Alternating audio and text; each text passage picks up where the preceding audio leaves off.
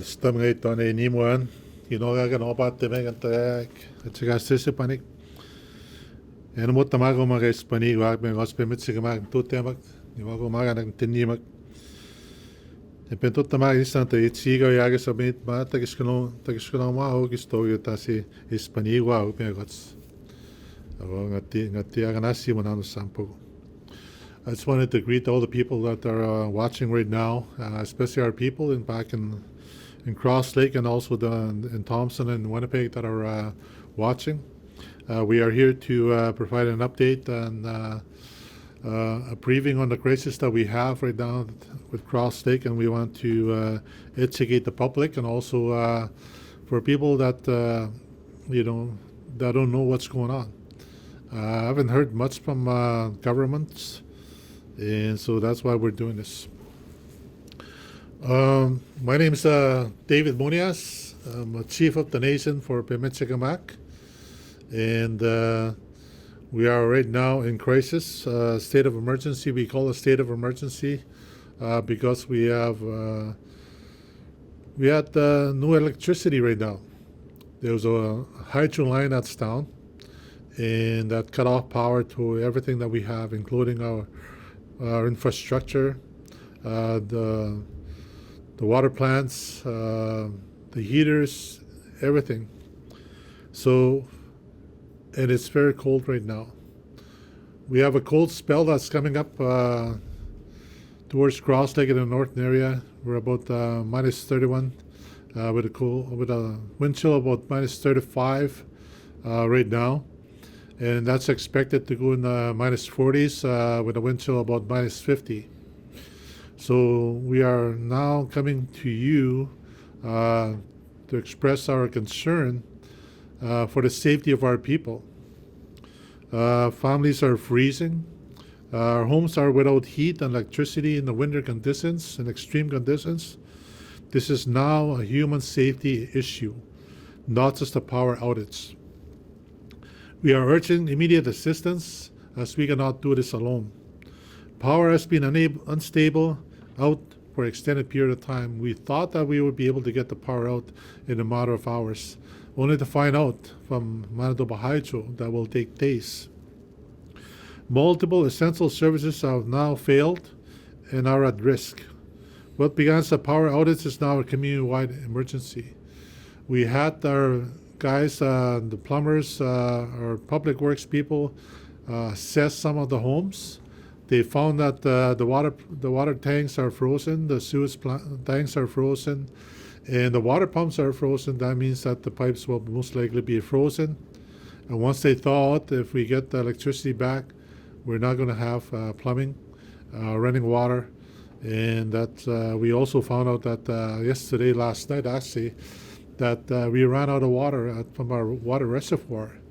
We don't have any pumps working, to fill the reservoir. So our treatment plant is now not in operational. So we are at risk of the main line infrastructure freezing as well. So that's going to be prolonging our crisis. So that's the escalating impacts. We have the loss of power, access to heat, water, and sanitation sewage systems are plaguing our community. Extreme temperatures, like I stated before, prolonged outages, water tanks froze, sewage system failures, homes are unsafe and become unlivable. We just had the meeting today at about 10 o'clock with ISK and Red Cross and Manitoba Hydro, and to update what's going on in our community, but also to ask for assistance, right? So far, Manitoba Hydro, that we asked for help. There are partners under Northern Flood Agreement, including Manitoba and Canada, to assist us, and we're supposed to benefit. We should be one of the richest nations, but because of lack of implementation of Northern Flood Agreement, we're not getting those benefits. And the impact on our community, basically many families are using candles, generators for light and warmth. There's increased fire risk and fire safety hazards. We had a fire in one of the trailers already, and we had our firefighters try to go and put it out. And that took valuable resource. We took our water, and now we ran out.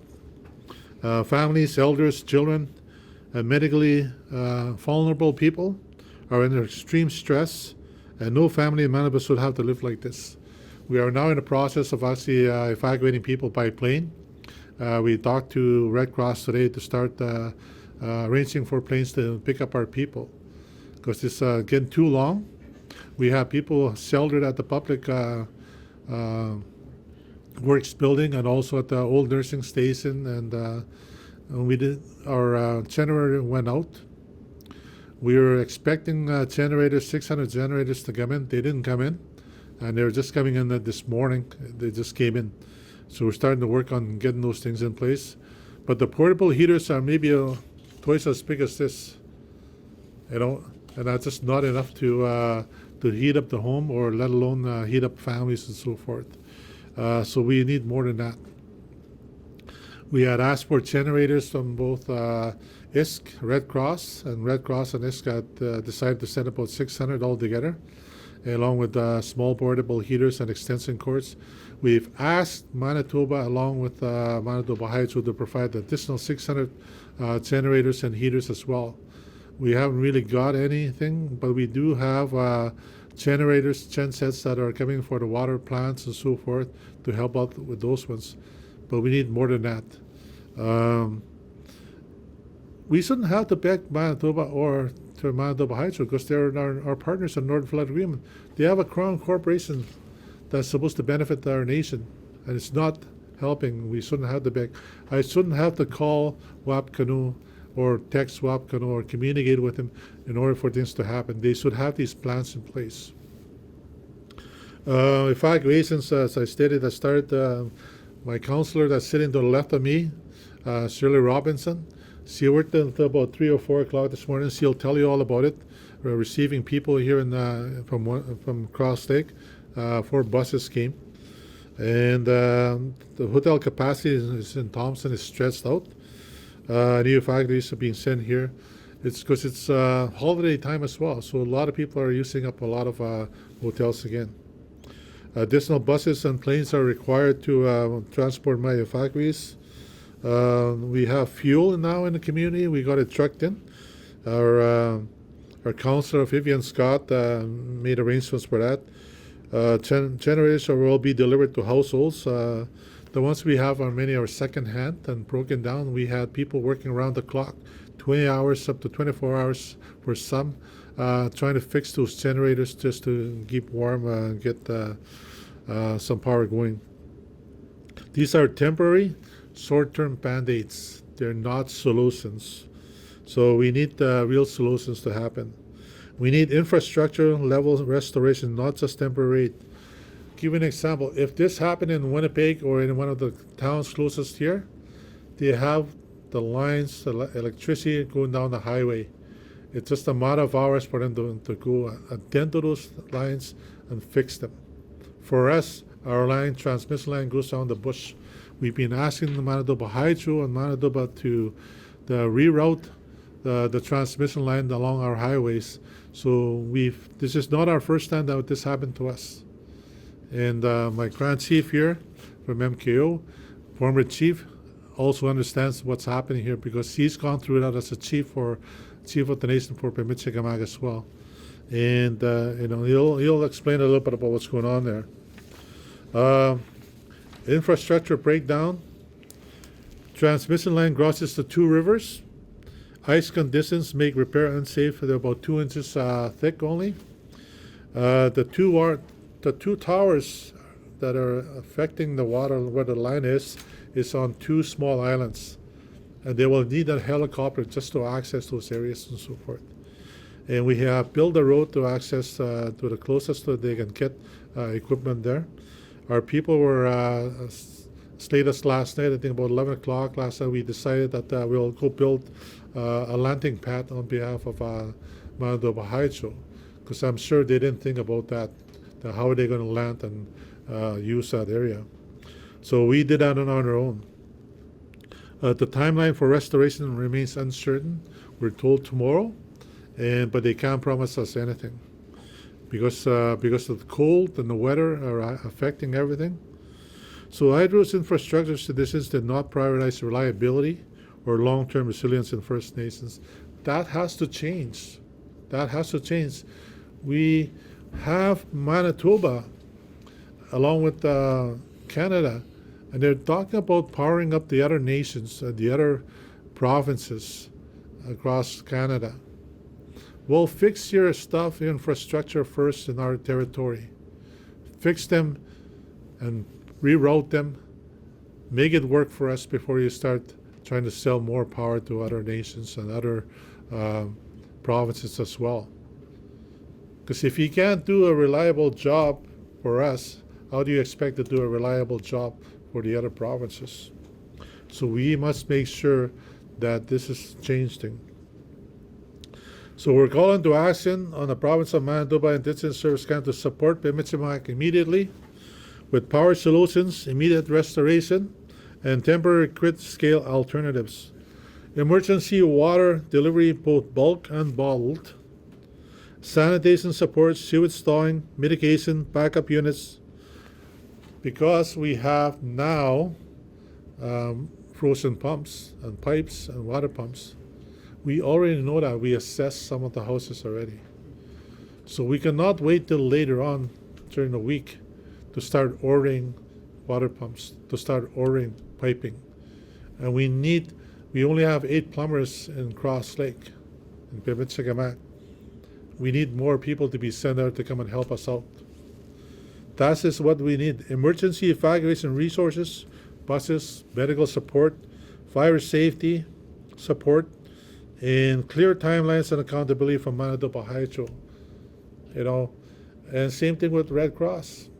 Today they told us, we're going to be open maybe from 9 o'clock to 12 o'clock. Well, the emergency does not have a timeline. Mm-hmm. We are in a state of emergency, 24 hours until however long we can get everything fixed. So we cannot shut down operations at midnight. We have people traveling in the middle of the night, buses traveling in the middle of the night.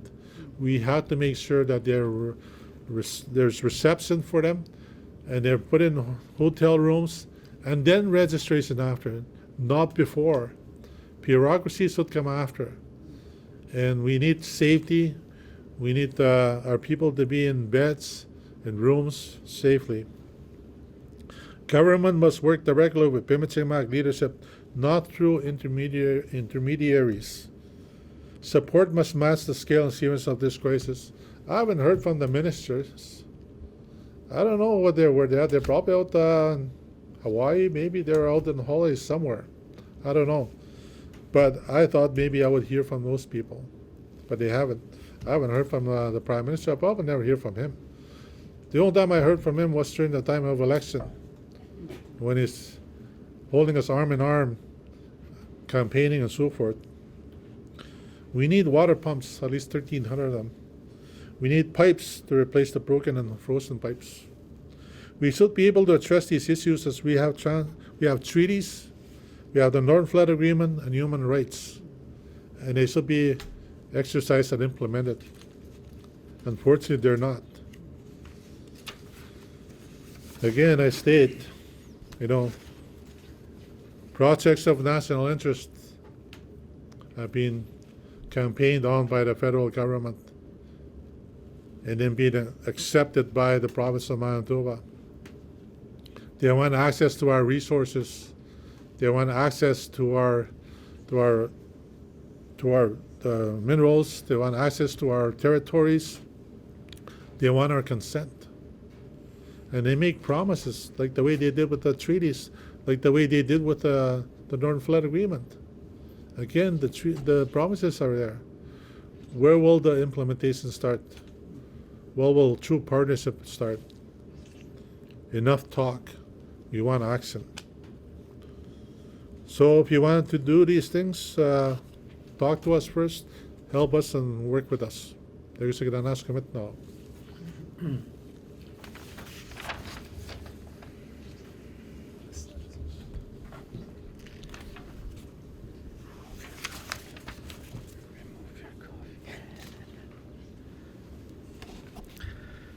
Tanse.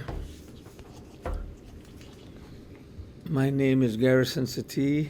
I'm the Grand Chief of the Manitoba Kilometres.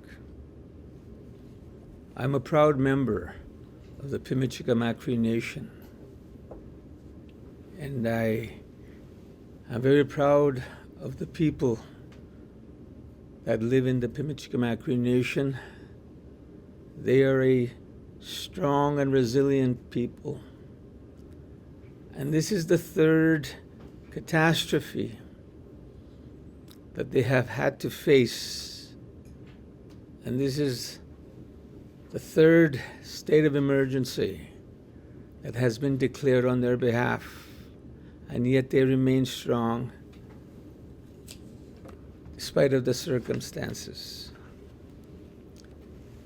So this is a time when most people are in celebratory mode. But my people today are in peril. We are a nation in peril. It's more than just a state of emergency. This is a catastrophe. A catastrophe that will affect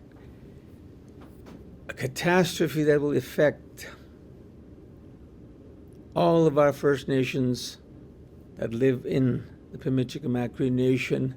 Close to 10,000 people today are huddling and supporting each other in the cold without proper heating devices and resources, without adequate food, and they've been running short of water. But they huddle together hoping that there will be some kind of response to this crisis. Because this crisis is escalating as the weather gets colder.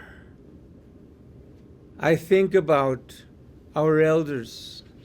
I think of our people that have medical issues. I think about the people that are on dialysis. And I think of the infants that are sheltered in our warming shelters. I think of them today, and I think this is a time when the government should step up and respond to this crisis. Because this is what happens when you place our people in housing that is substandard without alternate heating resources. The houses that we have are not compatible to the weather and the climate we have to be subject to. So this is a crisis where the governments must respond. We're asking for compassion. We're asking for support for our people. This is their third crisis. This is their third catastrophe in less than 2 years. And how much more can people take? But our people remain strong, but we expect the governments to act and respond to this crisis. Every home will be affected. It's not just a power outage. There's a lot of implications involved in this power outage. Water lines will be frozen. Pipes would have been bursted by now.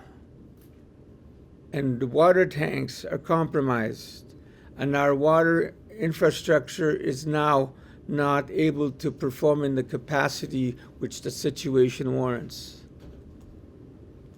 So we're asking for Canada, we're asking for the province to reach out and respond to this crisis in a way that will comfort our people and assure our people that they matter too. Our people matter. Our elders matter to us. The children matter to us. And they're in the cold right now. They're living in conditions that they did not ask for. So we're asking for a response to this crisis, because nobody deserves to go through this, especially at this time. We're hours away from entering into a new year. We're hours away where many people will be celebrating, but my people will be in the cold. This should not happen. This should not happen in our day and age. I know that there's power in decisions made by governments. They need to exercise that power. They need to exercise that authority because our people are waiting in the cold. Let's act now. Let's act today. Egusani.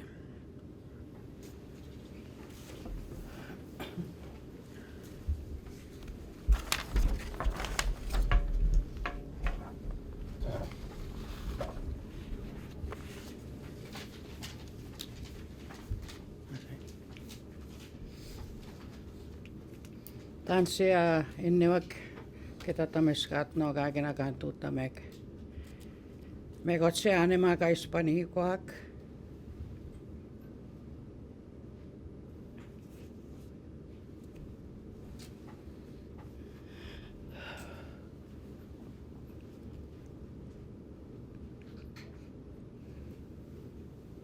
I've been a leader for my community for 19 years. This is not the first disaster we've encountered. I will not hold back my tears because I feel for my people as a mother, as a grandmother, and as a leader. I've seen so much for the past 19 years. The governments have failed us time and time again. They have failed our people, our children, our elders, our nation. It was so hard watching my people last night, arriving in busloads, carrying infants, running away from the treacherous conditions that are at home right now.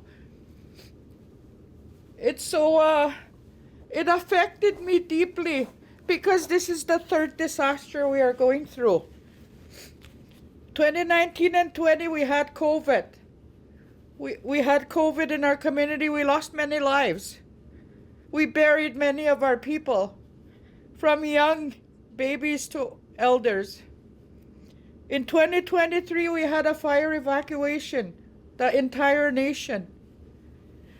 In 2025, we just recently had a fire evacuation, and we lost people.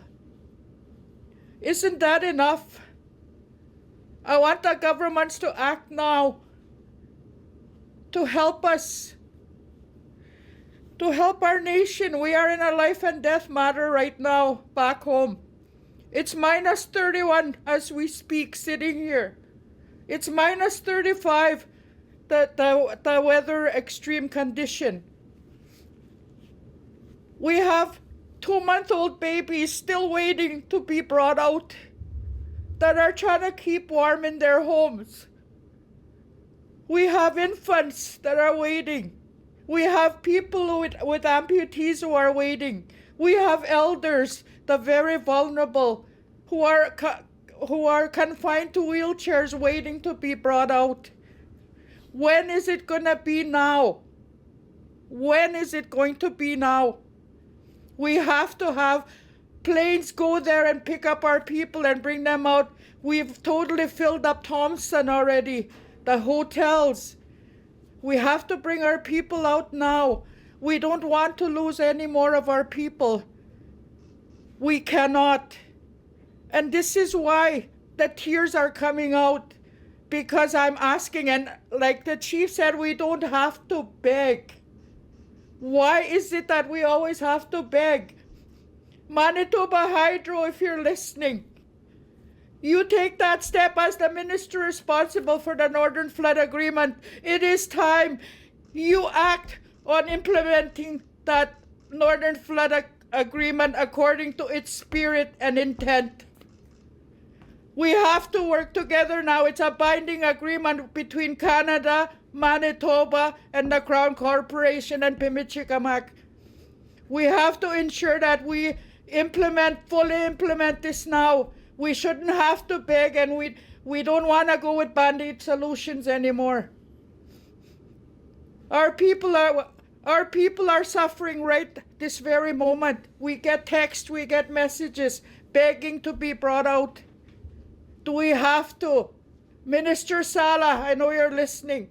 The minister responsible for Manitoba Hydro. Give us that call. Make that commitment. Premier Wapkinu, I know you're listening. Declare that state of emergency with us and get the army into Cross Lake as soon as possible. Bring our children out. Bring our elders out. Bring the community out. The homes are smelling like sewer already. They shouldn't be there. They haven't had a good, decent meal. They've only been relying on sandwiches because both our stores are without power. They've been living like that for the past 4 days now, going on the 5th day. And this is what hurts. This is what's affecting me as a mother and a grandmother.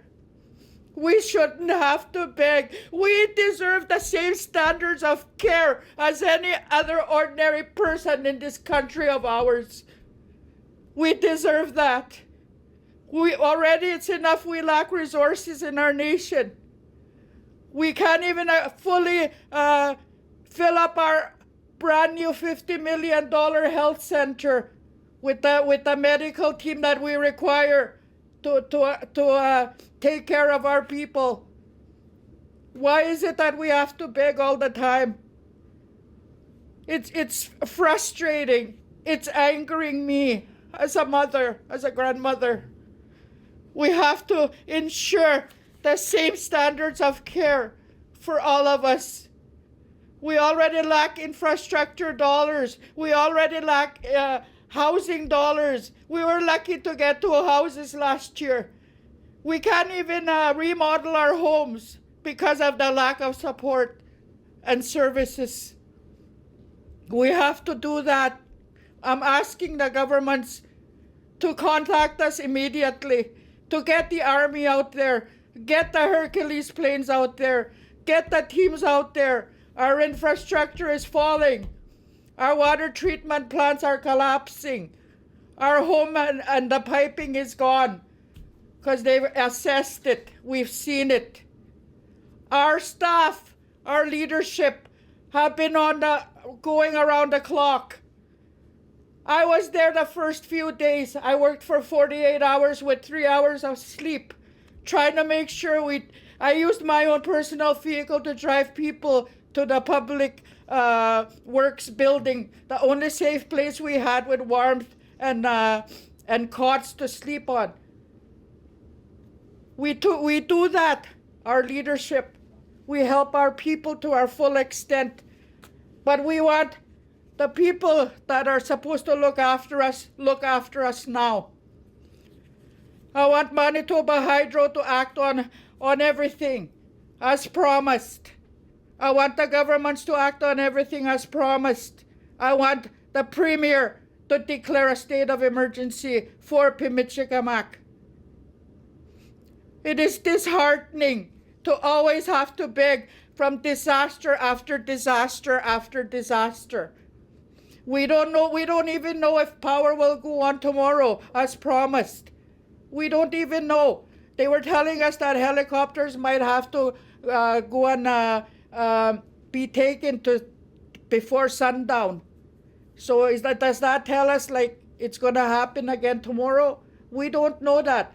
But again, our infrastructure is gone now. It's collapsed. And we want the governments to bring in resources that will work with us. Even when the power goes on, we're not going to have the water that we rely on.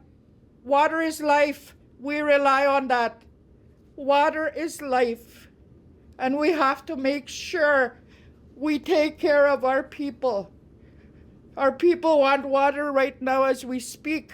We're trying to get the generators up at our local stores, at least to have some light so they can go get groceries. It's sad. It's very sad. I'm asking the governments to move now. Manitoba Hydro, I've asked you and brought you time and time again to the table with my team to get that line going to the main road 374, Provincial Road 374. Why do you leave it in an isolated area when you can have access right then and there, immediate access? I've even asked you for a backup generator. If power goes off in our community, so that generator will kick in. I still haven't had a response from any of you. You've been coming back with nothing. You've been coming back with just begging for your money. How is money more important than our lives? I leave that there with you. It shouldn't be. Our lives matter too. Every child matters. So that's my what I wanted to share. I've been it's getting to me. It's frustrating me, and I want my people out to a safe place. That's what I ask. Thank you. We'll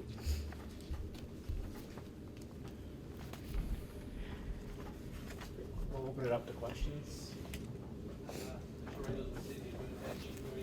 just wondering if you could just kind of let us know how many people you think are still left in the community, how many to this point have been evacuated? Well, just on the reserve side, we have 7,500 people that are there.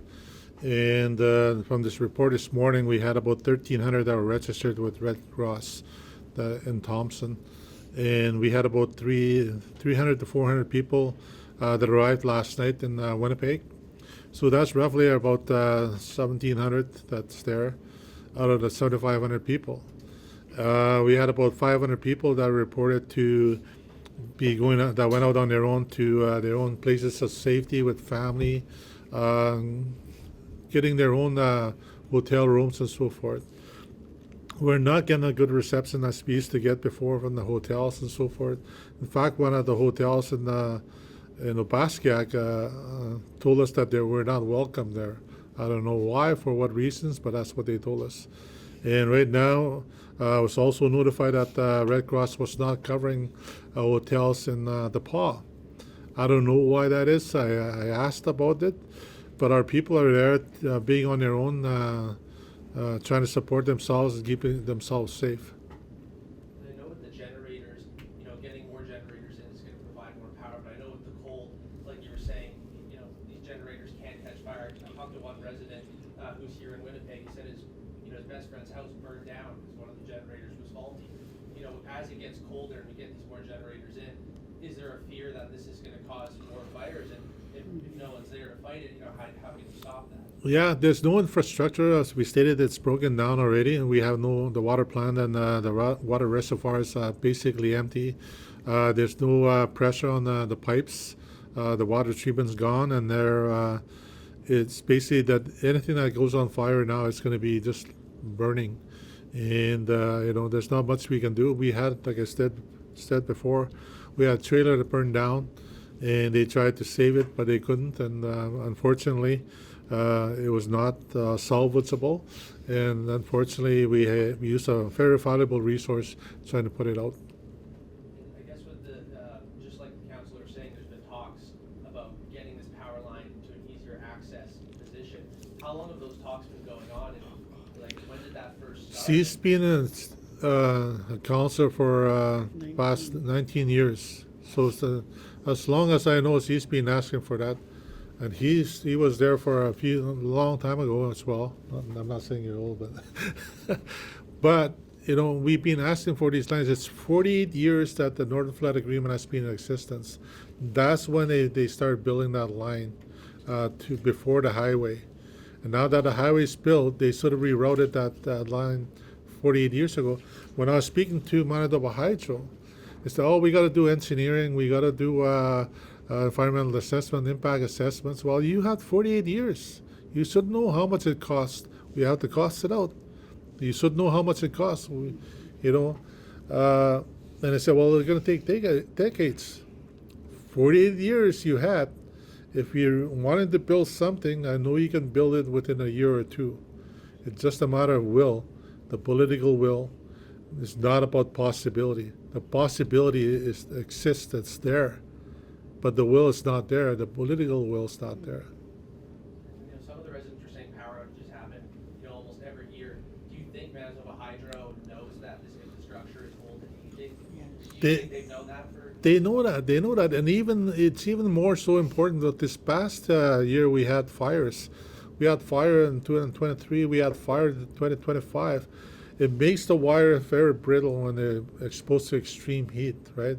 So they're susceptible to breaking. And like council stated, this is not our first time. We had power outages. The fortunate thing was that it happened within the close proximity of Cross Lake, not over the water. We did have one over the water. And again, it took a long time for us. We've worked until wee hours in the morning and stuff like that, getting people safe. I guess if the power's not back on tomorrow at 6, where do you go from there? Well, right now we have the generators and the small little heaters that you're gonna walk around. I have a picture of these little kids here. They have there's candles. They're sitting by a candle. There's an elder here, and he's got a candle, and he's warming up, and that's just something that our people are experiencing right now, And I'll get these printed out if you guys want them, and that way you're gonna have access to it. And here's our heaters. They're heaters, the small the heaters. we received for our people. People, Just tiny. yeah, people are using firewood outside to try and cook something, but like Councilor said, sandwiches is all we have options on. People are sick of it already. Lucia Adwood, CBC News. I'm just wondering how often this power line has gone down. Is it an every year thing? You're guaranteed almost every year that it'll cool down again. The same power line. The same power line. It's decades old power line. They know it's disintegrating. They know it's breaking down and so forth. But they continue to maintain it and trying to keep it. When the easy answer is actually bring it down the highway, make it accessible, make it easier for us to go and fix it. And how long are those power outages when it does go? Is it as long as this one? Yes. We had outages about as long as this one. Yes, we have. Go ahead. And under scream. Yes, we've had outages in the past. Some of them, one of them lasted 3 days one time. This is not the first, and they're aware. They are aware, and we've talked to them. We've brought them to the table to try and rectify all these issues and bring them up to standards in terms of ensuring that we get the standards that we so deserve. And we are the only community right now with one transmission line going into Cross Lake. Others have 2 transmission lines. And we've also addressed that in the past. I don't know why we're still going with one transmission line when we're the third largest reserve in the province of Manitoba.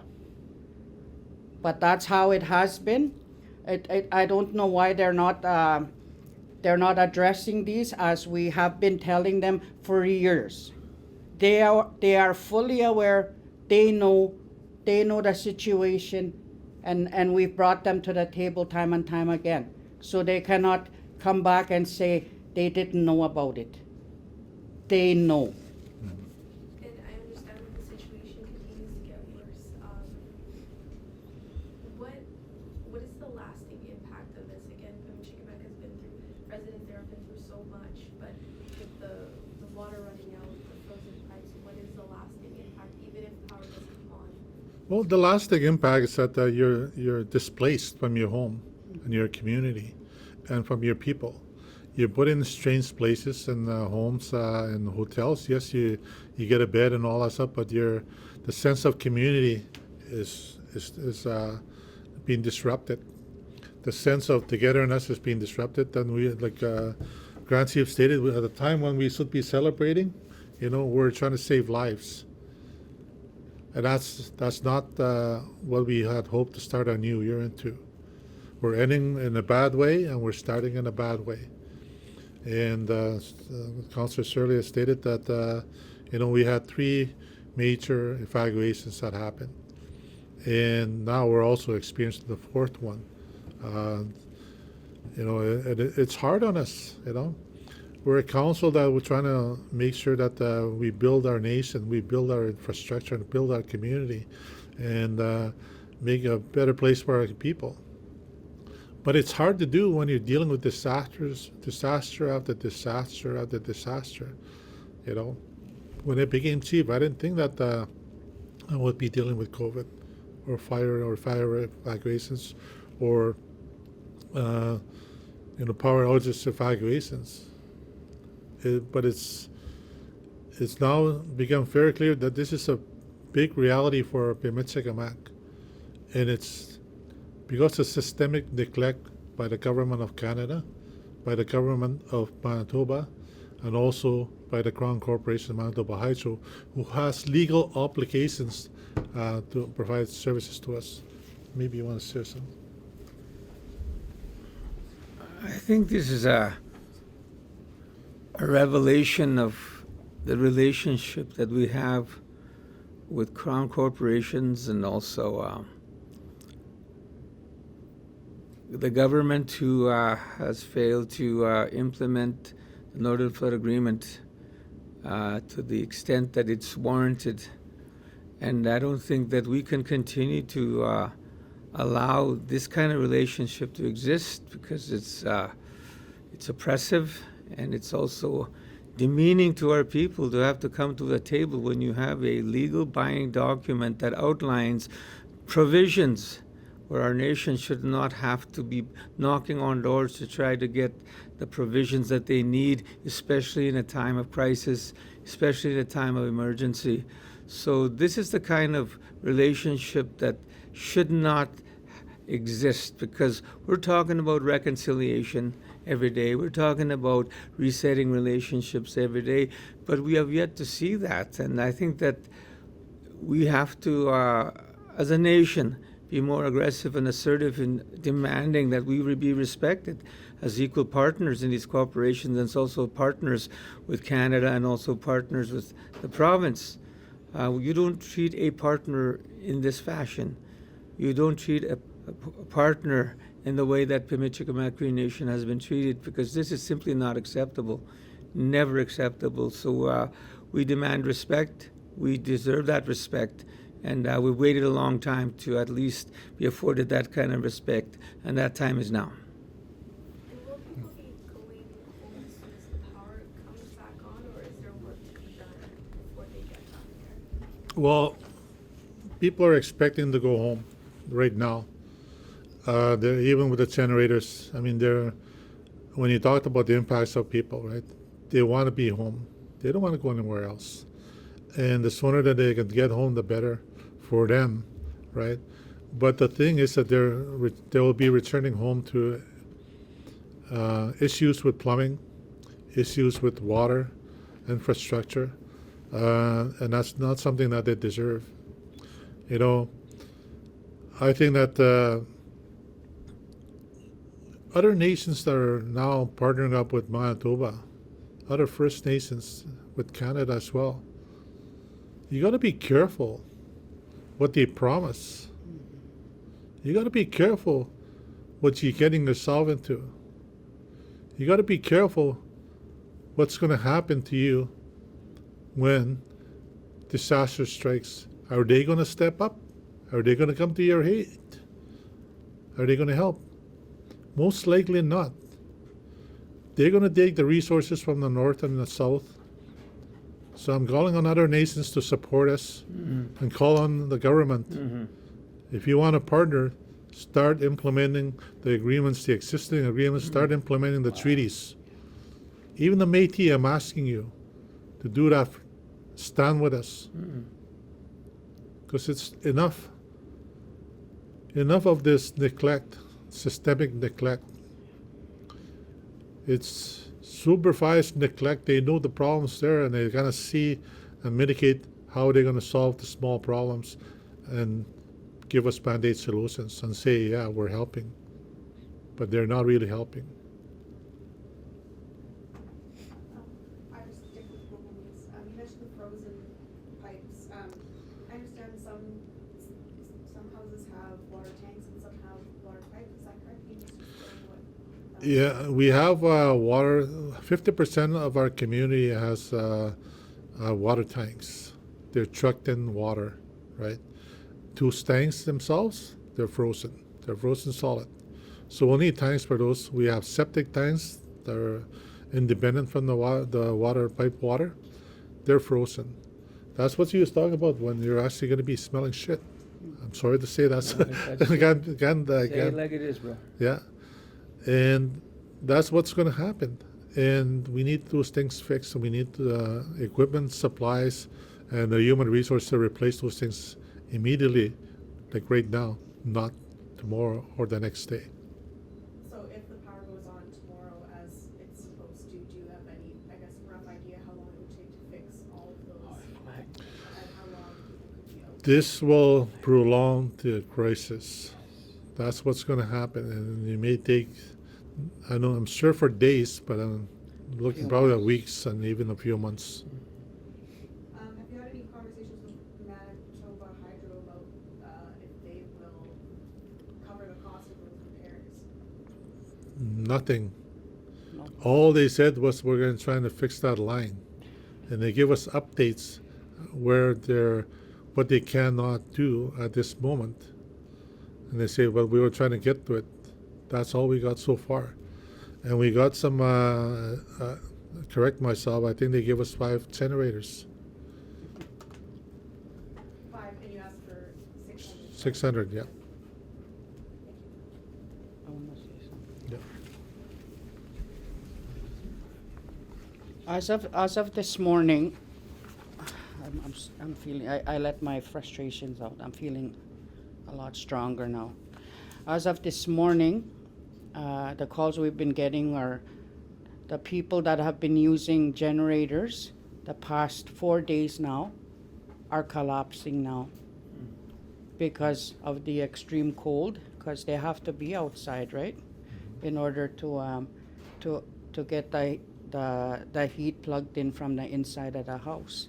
The generators cannot be in the home, so the generators are also fighting with the conditions. So there's been families now that have been relocated as of this morning to the Public Works building once again, whose generators have ultimately collapsed. They cannot. They tried restarting it and it's just not working. There's oil leakages, there's gas leakages from them already. So we've been advising them to seek refuge in the Public Works building, the one building that we have in our nation. There's also a concern of the schools and their piping systems. Like we have 3 schools in Cross Lake and our daycare. We're concerned about them, their infrastructure. We're concerned about our $50 million health center, the infrastructure. Their water, nobody's water is working right now already. And we don't know the extent of the damage it is right now. And also our water treatment plants.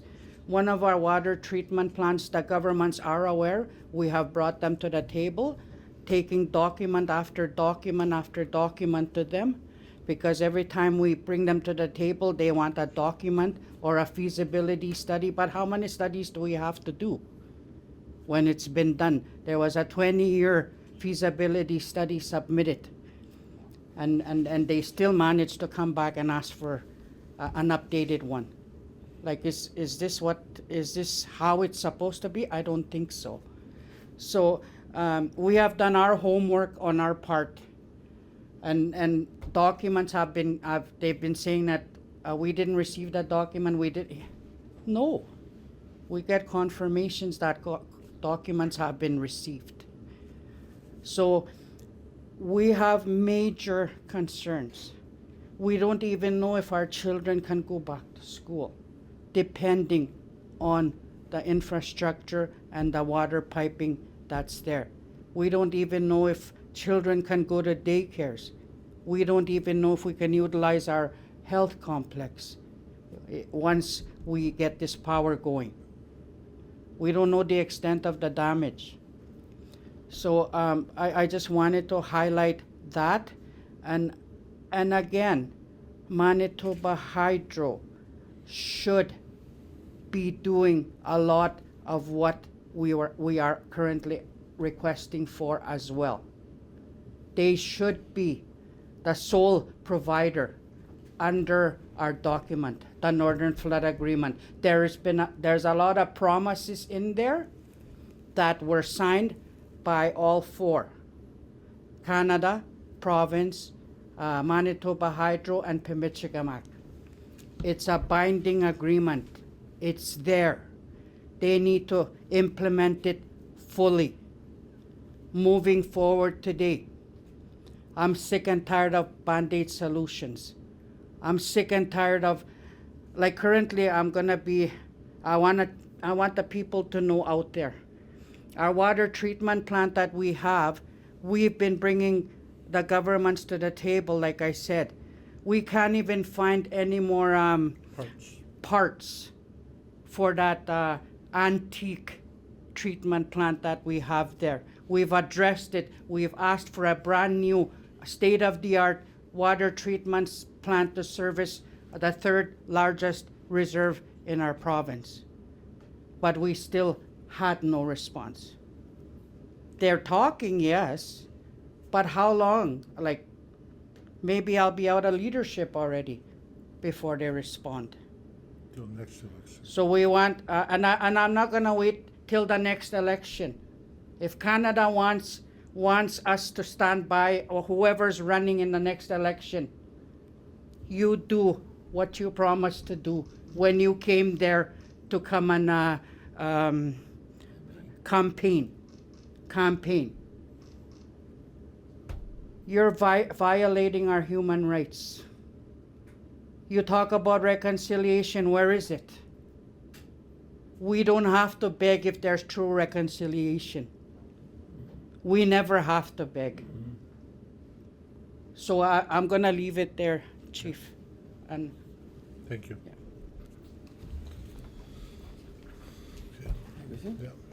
Yeah. Thank you so much. Thank you. Everyone.